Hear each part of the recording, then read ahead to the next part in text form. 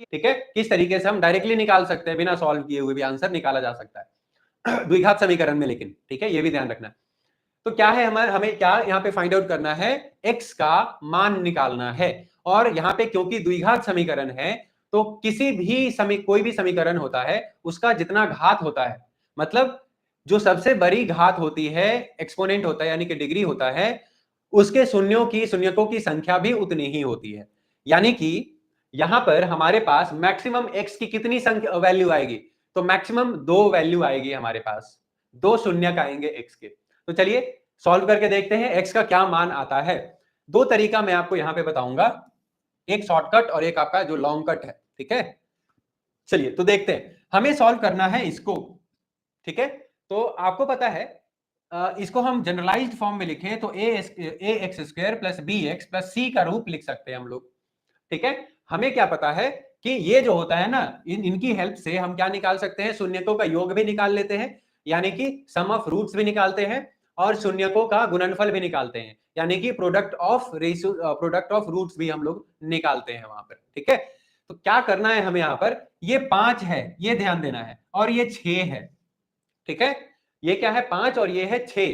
तो हमें दो ऐसी संख्याएं निकालनी है जिनको ऐड जोड़ने या घटाने पर ये 5 आ जाए और गुना करने पर ये 6 आ जाए, ठीक है।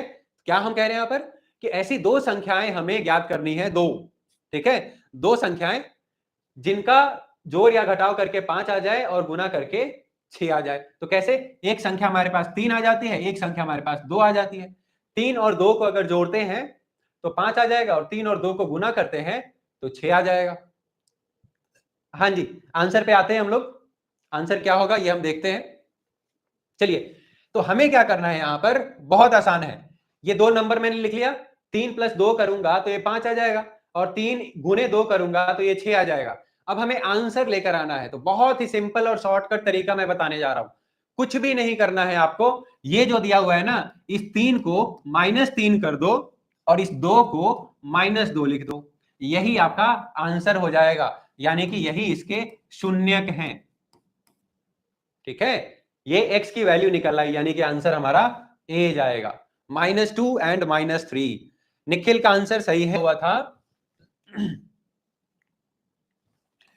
x square plus 5x plus 6, ये दिया हुआ था, और हमें x का मान ज्ञात करना था, यानी कि शून्यकों की वैल्यू निकालनी थी। तो हमने क्या यहां पे देखा कि ये क्या है हमारे पास, ये है 5 और ये है 6। तो हमें दो ऐसी संख्याएं ज्ञात करनी है, पता करनी है, जिनका योग 5 आ जाए और जिनका गुणनफल ये 6 आ जाए। तो हमें ऐसी संख्याएं 2 और 3 मिल जाती है, बहुत ही सिंपल, 2 और 3 मिल जाता है। तो हम क्या करेंगे, फाइनल आंसर के लिए कुछ नहीं करना है, इसको -2 कर दो और इसको -3 कर दो। कहने का मतलब है जो आपने यहां पे लिखा है, इसका बस साइन चेंज कर देना है दोनों का, वही आपका आंसर हो जाएगा। This is your final answer, बस कुछ भी नहीं है इसमें